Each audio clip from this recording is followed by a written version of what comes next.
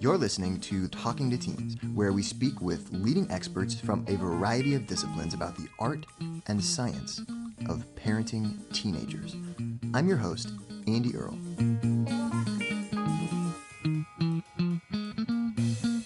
We're here today with Jen Graneman talking about highly sensitive teenagers. It often seems like the word sensitive is used as an insult or as a dig. You're too sensitive, stop being so sensitive, toughen up. In our culture, we often look at highly sensitive people as weak or as overly dramatic or too emotional. But that's not actually true. Highly sensitive people actually have a lot of superpowers. They perceive, process, and respond very deeply to their environment, and they think very deeply about information, and they can find connections between memories, knowledge, and ideas at a very high level. The key is not necessarily to toughen up our sensitive teens, but to give them tools for how to deal with overstimulation. And that's exactly what we're going to cover on this episode. Jen Graneman is one of the forces behind some of the world's largest online communities for sensitive people and introverts, Sensitive Refuge and Introvert Dear. She's the author of The Secret Lives of Introverts, and she's been featured in HuffPost, The Washington Post, the BBC, Oprah Daily, BuzzFeed, Glamour, and many more. She contributes regularly to Psychology Today and Forbes, and she's the author of the new book, Sensitive, The Hidden Power of the Highly Sensitive Person in a Loud, Fast, Too Much World. Jen, I am really excited to speak with you today about highly sensitive teenagers. Thank you so much for coming on the show. I'm excited to be here.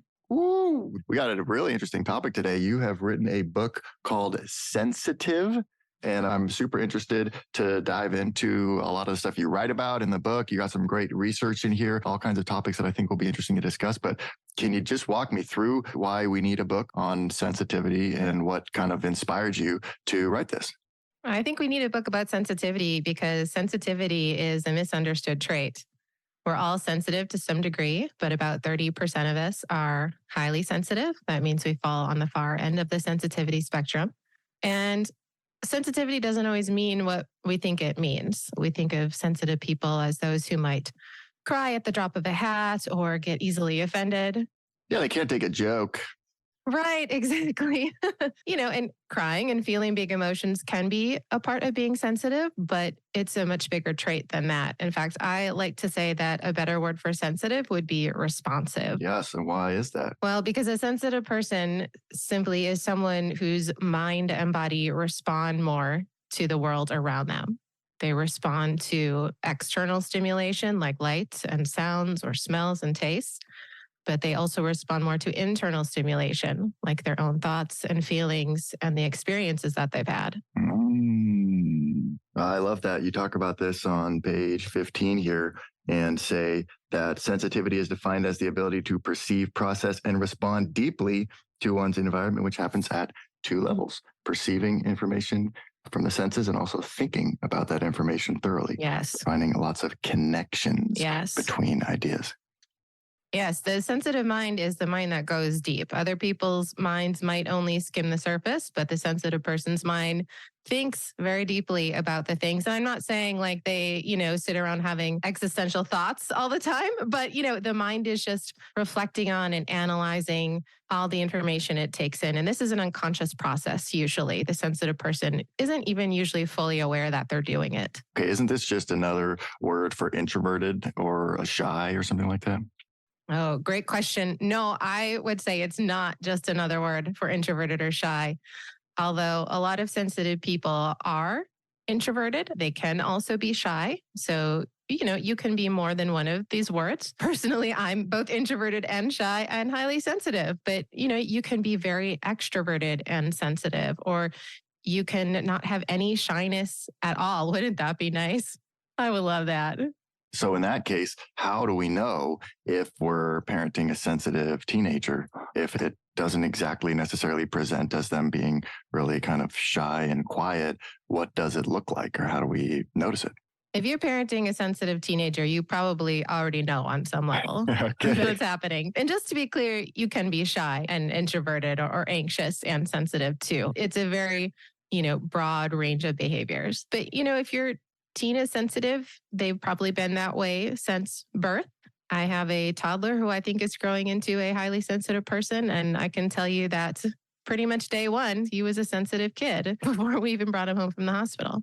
So, yeah, you might deep down know already. You might just not have a word for it yet.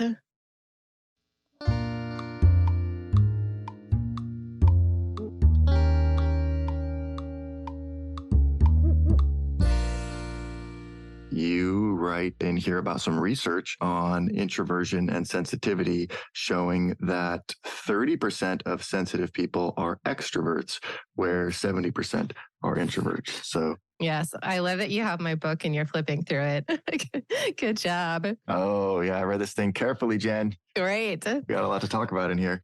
So, okay, well, that's helpful to kind of understand that there's maybe some overlap, but it's not necessarily kind of one to one. Yeah, absolutely. What kind of made you feel like this was something that more people needed to know about or be aware of? I'm a sensitive person. I always have been. I was that kid who came home and after just a seemingly normal day at school, I had to go into my bedroom and close the door, maybe turn on the lights, listen to some music, read a book, something like that. Not because I didn't want to be interacting with the people around me or going out and doing things, but it was just because being in a classroom all day was really fatiguing for me as a sensitive person. All the different people, all the different relationships, the noise, the activity, seeming like I could sense other people's needs and their emotions. It was all just a lot for a sensitive person. So, but a lot of times the people in my life didn't understand that. My parents didn't understand it right away. My friends didn't always understand it. So I always felt really out of place because I loved people. I loved engaging with the world around me, but sometimes that world around me would just become too much and I needed to withdraw from it to recharge myself. It's funny. I think that the word sensitive is often like an insult. It's like, oh, Exactly. you're so sensitive. Stop being so sensitive. I know. And that's something we talk about in our book. But yeah, another reason I wanted to write the book was so that we could change the way the world sees sensitive people. It is often an insult. I mean, when I was writing the book, people would ask me, "What are you writing about?" And I would say, highly sensitive people. And you cannot believe just the range of reactions that I got. Some people said, "Oh my gosh, that's me." I had a woman in a bathroom at a concert say, "Oh my gosh, that's me." That's so me. Total stranger, but of course that's kind of a common experience for sensitive people that total strangers want to tell you their life story. But then a lot of times other people would say, "Oh, I'm so glad you're writing a book to show people how to be less offended by the world."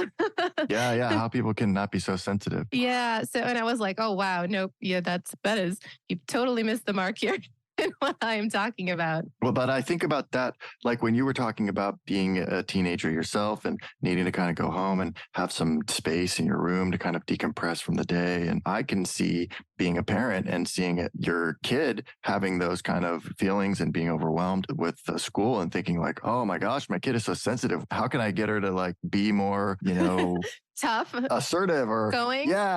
How do I Yeah. toughen her up a little bit so Mhm. that she can go and go mingle with the other kids and just Right. get in there or Right. whatever. And so I wonder, is that not the way we should be thinking about it, or isn't it good to be like more thick-skinned and be able to kind of get out there and just go grab life by the horns and stuff like that?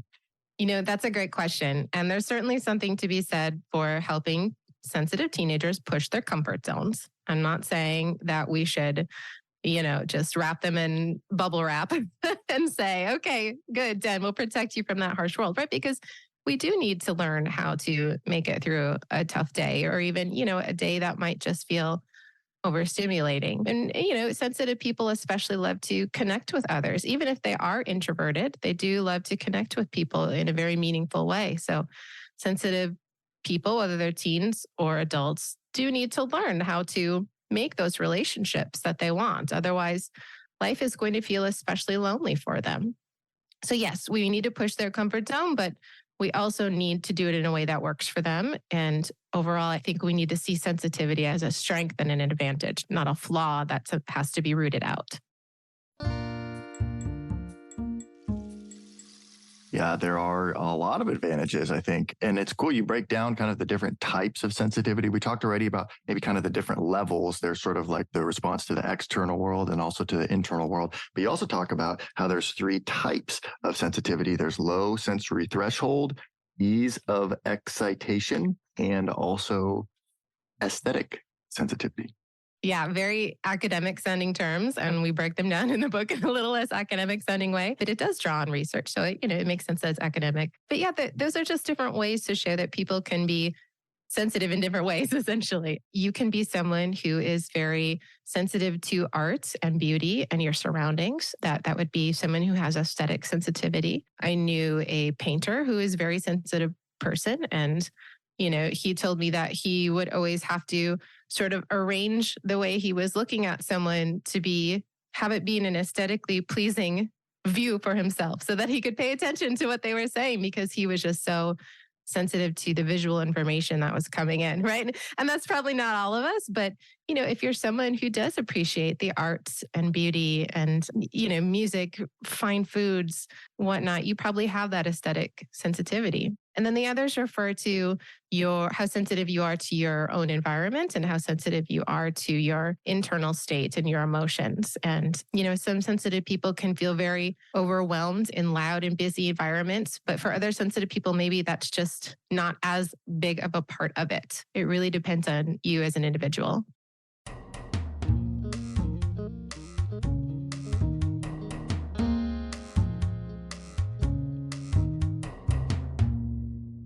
So we talked a little bit about it is helpful to help sensitive kids to find tools to deal with overstimulation. And you have a toolkit in the book on how to work on that kind of thing and lessening overstimulation. And I wonder if we could talk a little bit about that, or, some tools that we could equip our kids with. But also I start to wonder, how do we do that in a way that still like affirms the way that they are and doesn't make them feel like we're saying, hey, you're too sensitive, bad to be sensitive. Let me help you to, toughen up a little bit. So how do we kind of give them some of these tools and help them to build the ability to cope with some of these things while not making it feel like we're, telling them that they're bad the way they are? Yeah, that's always the line to walk, isn't it? And I don't think we as parents always get it perfect. It's hard, right? But yeah, you're absolutely right. We want to affirm that sensitivity is a good thing. But just like anything else, it can have its challenges. And so we can deal with those challenges because, when you can go out and maybe not get so drained, or when you can notice when you're feeling overstimulated and take some steps to correct that, then, you're going to feel better and you're going to be more successful in life overall. Yeah. And I like referring to it as overstimulation because it feels like, wow, we're in this situation where it's like our dial is a lot more like sensitively calibrated than a lot more people's, but that means it can really, when you're recording audio, if you're maxing out the channel, then you're not going to be able to do much with that track. And I think of it kind of in the same sort of way. That's like, if you have a really sensitive microphone, you're recording something, it's awesome because then you have like so much more. You can hear all these like little things that are happening in the room and it's picking up all this stuff. But then also at the same time, it can max out a lot easier. That is a great comparison. That is exactly it. As a podcaster here in the audio space, yeah, it really makes me think about that and how just sometimes there's, if you're at a rock concert, you maybe don't want to use a super sensitive microphone for your vocals. You want something that's a lot more kind of rugged and that you can scream into and all of that. So we don't have the ability to just like swap out our internal microphone. We have to calibrate ourselves a little bit. Right. Oh my gosh, wouldn't that be nice? Yeah, that's what an overstimulated teenager feels like. They might be going to school and just picking up on so much more than a less sensitive kid. They're picking up on the smell of the whiteboard markers. They're feeling the brightness of the overhead lights. They're hearing the deafening noise of the cafeteria. I was a fourth grade teacher for a long time, and oh wow, that cafeteria could be just deafening in its volume. Yeah. And the echo. But they're noticing things that people are doing. The sensitive mind tends to be especially tuned into cues from other people. I like to say that other people are the brightest things on a sensitive person's radar. So, we're not just paying attention to the lights and the sounds and the smells. We're paying attention to the tiny little things that other people do. Like a sensitive teenager might notice when their teacher comes to school and is having a bad day. And the teacher doesn't say anything, but the sensitive kid can just tell by their demeanor. It's a little different today. Or it's friendship issues too. They will be that person who intimately knows what's going on with their friends and can just tell when something's a little bit off. So it's a lot to take in every single day if you're a sensitive teenager. It can be really hard. That's really interesting to think about. And I love that way of framing it. And it also makes me think that as sensitive people, we're going to be a lot more likely to almost read too far into somebody's expressions, or like, I think they're mad at me, or, did I do something wrong? Like, they didn't text back right away. Oh my gosh. Really like looking kind of almost too deeply sometimes into. I mean, I do that too. Yeah. I wrote a book about it and I'm still doing that. Sometimes that's helpful, like you're saying, because then we're more empathetic and we're able to kind of notice what's going on with people. But also sometimes maybe it's a little bit not helpful because we're kind of seeing things that aren't there, going too far deep into things that we don't really need to be concerned with or something like that. Yeah, it's a double-edged sword, isn't it? Right? It gives you a superpower to notice how other people are feeling, but then you can also turn it on yourself when you're worried that maybe you did something wrong. I think that's where it's important for sensitive teens and adults like me to learn different skills to deal with those things. I've learned in my life to ask the question, are you mad at me? Did I do something wrong? Did I hurt your feelings? Is everything okay? And honestly, I don't do it as much as I should, but I'm trying to do it more. But, just having that conversation that can stop that wheel of anxiety from spinning in a sensitive person's mind.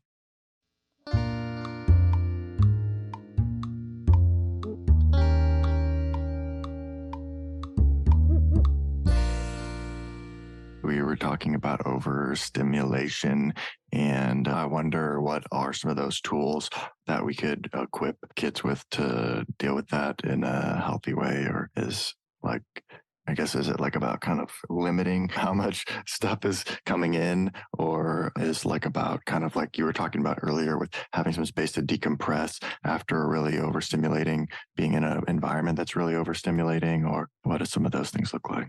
Yeah, it's all of those things. So there's a lot of things that we can do to help highly sensitive teens deal with overstimulation. The first thing, and I think the most important thing, is to teach them to be aware of when it's happening. Because, if they were like me, I didn't even have a word for overstimulation when I was a teenager. I barely even had a word for it in my 20s and 30s. So it just takes a long time to even be aware of what's happening. And I think it's important to teach highly sensitive people, teens, adults, to be aware of what's going on in their body. Pause and ask yourself questions. How are you feeling right now physically? What are your emotions like? What are your thoughts like? If you can catch overstimulation before it blows up into something really bad, like full-blown overstimulation, like I need to run away and get to a quiet place because I can't handle anymore and I need to sleep for 3 days.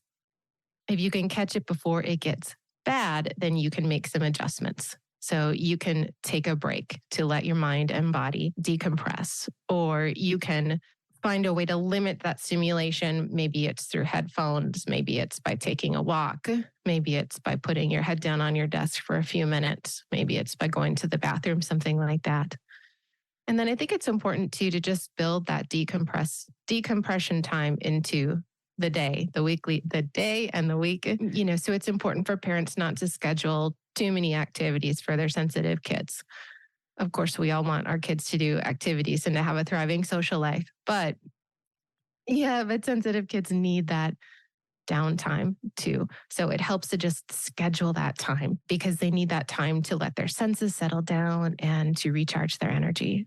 And so often, I think that just having words to describe things is just so profoundly helpful. And so that's a lot of what I got out of this book too, is now, having new language to talk about these things. Yeah, I think awareness is the first step. And once you become aware of it, you're going to find your own ways to deal with it.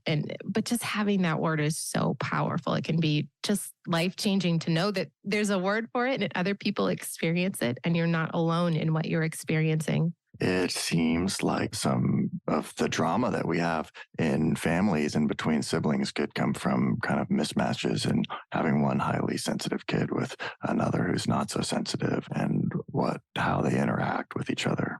Yeah, absolutely. Are you speaking from experience? Just theoretically, it potentially could be an issue. Right. Yeah, no, it absolutely can. I mean, not just with siblings, but friends and parents, grandparents. I mean, anytime we don't understand what's going on with someone else, I think there's a potential for conflict there. But especially with sensitive kids, because then they get labeled as, too sensitive, crybaby, toughen up. We have all these negative words for them. And yeah, that can be really hard.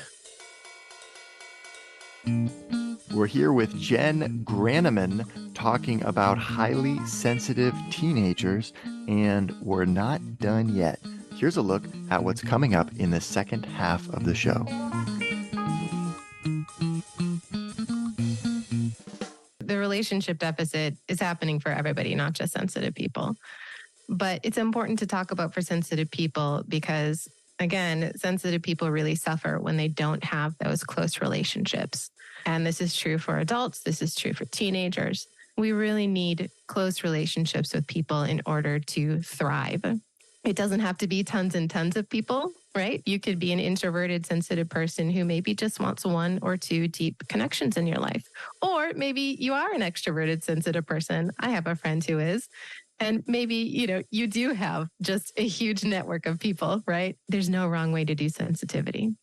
But this is important because sensitive people are not going to feel good if they don't have those connections. And sensitive people are the ones who are very good at making those connections and helping us develop intimacy. So whereas the circumstances of modern life are often pushing us away from each other, sensitive people are seeking to draw us closer. You can love someone, but also take a step back emotionally. Their burdens aren't overwhelming to you. You can also take a step back from relationships that aren't good for you and say, I love this person, but this isn't right for me. So we can love people without having to become enmeshed in them or without having to take on their stress and their burdens and their emotions. I think for sensitive people, because we are so empathetic, it becomes easy to get swallowed up by another person and their emotions. Maybe our listeners have seen that with their sensitive teenagers getting swallowed up by a problem that their friend is having or something like that. I mean, I certainly remember doing that as a teenager myself. My friends' problems would deeply become my own problems, sometimes to the point of me losing sight of my own problems because I had them or my own goals. So loving detachment can help us take a healthy step back while still showing love and compassion to the other person. Yeah, that's a great question. So like I said, we can't just wrap sensitive kids in bubble wrap. We can't protect them from everything that's going to happen to them out in the world. And we do need to help them push their comfort zone sometimes. So it's about doing it in small, manageable steps so that it doesn't overwhelm your teenager. For example, maybe you want your teenager to learn how to play basketball. Well, instead of just signing them up for practice and throwing them in like you might do with a less sensitive kid, right? You can ease them into it. So maybe you watch a movie about basketball together. Maybe you go to some basketball games together. Right. And then take those steps. Maybe you practice some basketball skills at home before they even go to their first practice because sensitive kids they actually perform worse when they feel a lot of pressure and attention on them, like someone is going to scrutinize them. So I remember as a kid and a teenager, it was really hard for me to show up to a soccer practice or a dance class and learn these things in front of other people. And I felt like I was messing up. And the more I messed up, the more my anxiety went up. So just giving them some sort of basis to start that activity, that can really help. The more we can prepare sensitive teenagers ahead of a situation, whether, like I said, it's joining basketball practice or maybe going to a birthday party or a sleepover or their first school dance or something like that, right? The more we can help them feel prepared for the situation, the better they'll do. Want to hear the full interview? Sign up for a subscription today. You get access to all the interviews I've conducted, as well as new episodes weeks before the general public. It's completely affordable, and your subscription helps support the work we do here at Talking to Teens. Thanks for listening. I'll